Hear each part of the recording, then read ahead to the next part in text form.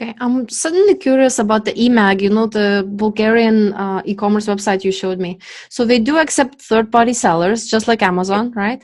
But do they accept foreign sellers like me or no? I'm pretty sure that if you want to work with them, you need to have a Bulgarian company. Mm, okay. I have to double check this, but I'm pretty sure that because the way they work is it's something called payment or delivery in Bulgaria, Oh, uh, okay. which Collect cash. yeah, collecting cash on delivery, which is Okay. like 85% of the ways people pay here in Bulgaria. Oh, really? That is Yeah, crazy. so It's very it's unusual. not Yeah. like in Amazon, you receive the money before you send the goods. You see the transaction before you send the goods. Here, you receive the order. What we suggest in most of the times, you have to confirm the order. You have to actually call the guy on the phone and see if he placed the right phone, the right address, just to be sure that you're not sending something just in the dark. Sending it somewhere and then nobody receives it, Mm-hmm. because then you have to pay the return fee Oh for the my God, package. this is so complicated. Yeah, Like it is I imagine those drivers walking with stacks of money, and it's just like, uh, oh, yeah, it's happening this way. Also, something very popular here in Bulgaria, all the courier companies, they have their own offices. So I cannot say what is the percentage, but a huge percentage of people are ordering something to a local office they have nearby. So they don't have to wait the guy to come to their apartment or office. They go to this little place, pickup point. Let's call it this way, pickup point, and they collect the goods from there. But what is interesting about the marketplace that I told you about is that since this payment or delivery works in Bulgaria, if you want to work through EMAG, you definitely need a Bulgarian company, because you are sending the goods to your clients. You are receiving all the money from your clients, and then at the end of the month, you are paying the percentage to EMAG, their fee, by invoice. So they have to be able to oh. invoice you somehow. So first you get all the money and then you pay the fee again, like a Yeah, tax. Yeah. yeah, Oh, yeah. very But interesting you model. know, trust me, they have a way to collect their money. Okay, because it's like it's a little bit of a harder business model, I guess. You have to They're hunt your. changing it. They're changing it in Romania. They're operating as Amazon. They're collecting all the money from the couriers, and then they're sending you your portion. Mhm. So they will be soon doing this in Bulgaria as well. Wow, like every country is so different. I just went to China for 2 conferences, like Global Sources Summit and Cross Border Summit. And I had no cash. I had just cash in my wallet, sorry. Credit card was not accepted because foreign credit cards are not accepted. After the airport, there was a little shop. I wanted to buy some snacks before I go to Airbnb. And basically, I give cash and they don't take cash. They don't take cash. All you need is like Alipay, and there's this button on Yeah, yeah, yeah, Alipay where they scan it, and it's just like, what? You like have to show this and this is your money, scan. yeah. And anywhere you go, like parking lot, scan, there is like a roadblock on the highway, you scan, like all these weird things. Now you're It's saying very collecting cash is so different. Yeah, it's very different everywhere. For example, I have a partnering company right now which wants to enter the Bulgarian market, and they said, "Okay, it's so complicated. We need to use your help to do that." And I said, "Okay, don't worry about it. I will help you in any way possible." That could be an opportunity for you here, right? To represent foreign brands like mine, for example. I'm Yeah. a very small seller, but I mean, there are other sellers that may be interested in this. And just, to get over those humps of, language Yeah. barrier and. To be honest, if anybody wants to get on the Eastern European market like Bulgaria, Greece, or Romania, they definitely need to use some sort of consultant, because things here are pretty strange and pretty difficult. So could you tell me just a little bit more about this topic? Like, I'm curious, how is the pricing? Are usually Bulgarians paying low prices and they used to low price, or is it similar to like United States prices?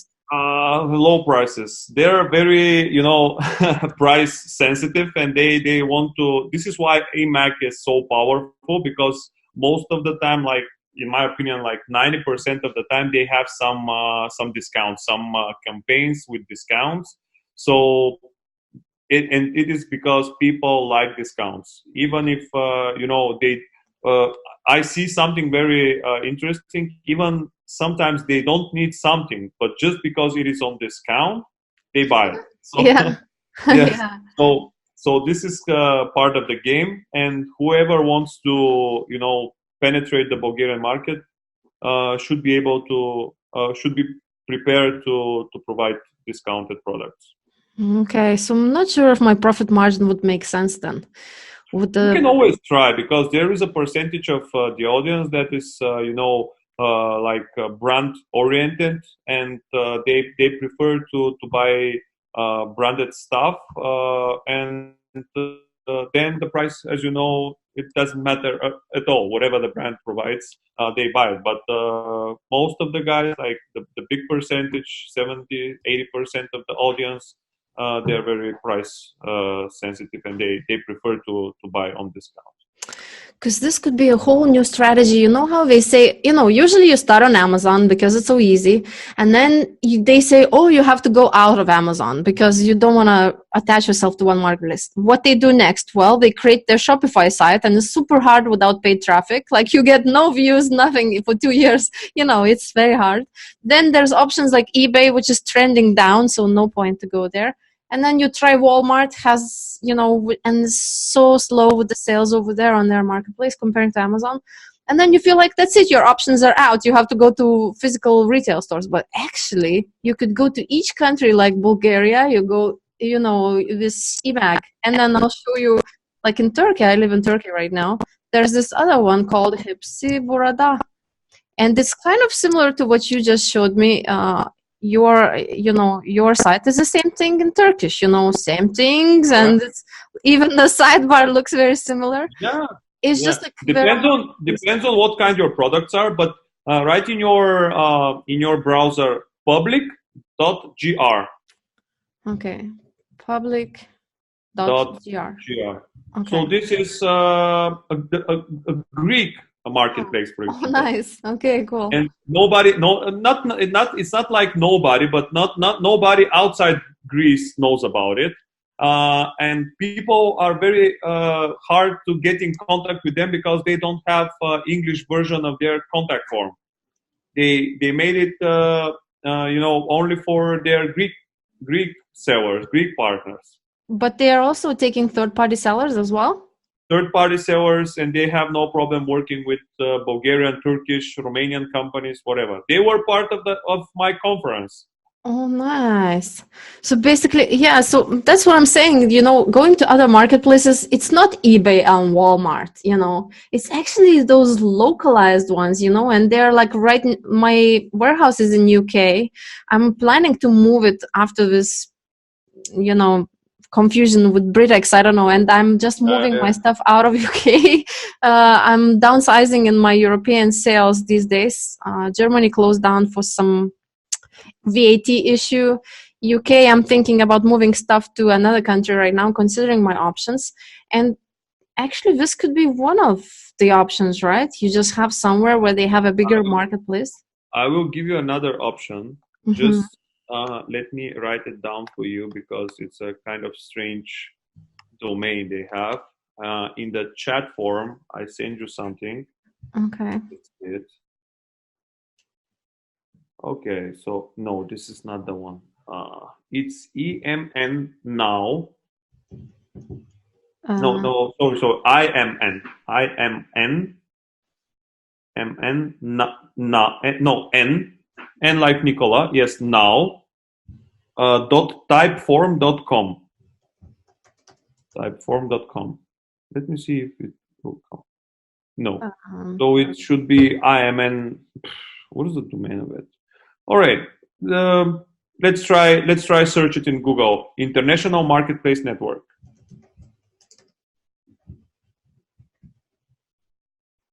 Okay. Here, I It's am this on one. now.com. Yeah. Let's try this one. Yeah. At two ends, that's why, because I only put one end. Okay. Yeah. So what is this? Let me tell you about it. Okay, tell me. We just received information on our conference from the marketplace manager of eMAC for Bulgaria, Romania, Poland, and Hungary about this marketplace platform starting soon. It's a cooperation between all these marketplace platforms that you see on the screen: Real, ePrice, eMAC, and Discount, and Cdiscount, as you see there from different countries.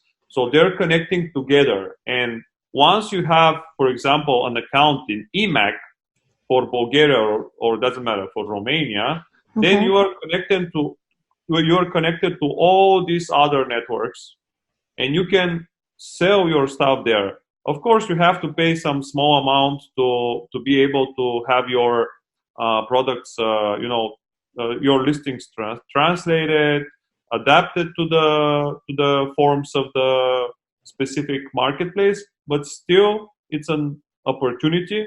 You can push your products in one marketplace, and then they go to all the other marketplaces. And their statement is that there's in a conversation with other 7 marketplace platforms around Europe.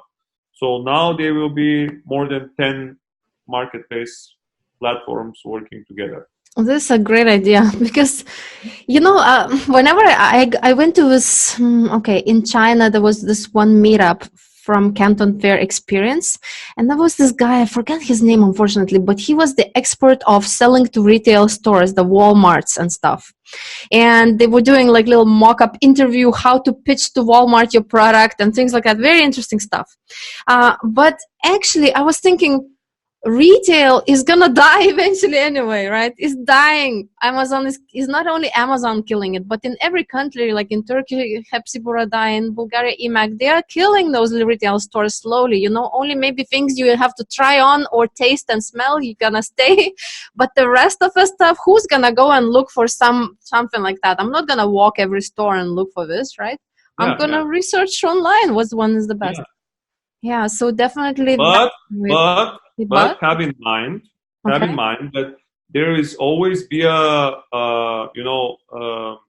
will always have the need to receive this thing. You cannot research for it online, you buy it online, but you have to receive it somehow. Right. And if those big companies find a way to make you comfortable, go and pick this thing from their place, from their physical place, then they can cross and upsell you.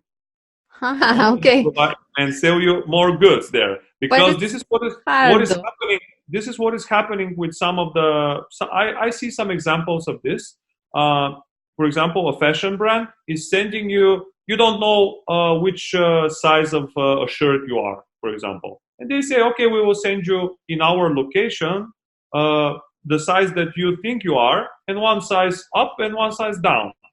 So you go there, you try them on, you see which size you fit in, but then they have the power to give you some more products and to sell you some more stuff and to get some more money out of your pocket. Okay. So this is something I think an will interesting happen. idea, but still it means I have to actually go out of my house, and sometimes we have to go out from those places. Sometimes we have to, yeah. Well, it's been fun to chat with you, Nikola. Thank you so much for coming on my channel today. I think the most interesting part for me was that, option, the opportunity here that I just discovered with you to maybe start thinking about selling to those local marketplaces. This is something very interesting. You should give it a try. Yeah.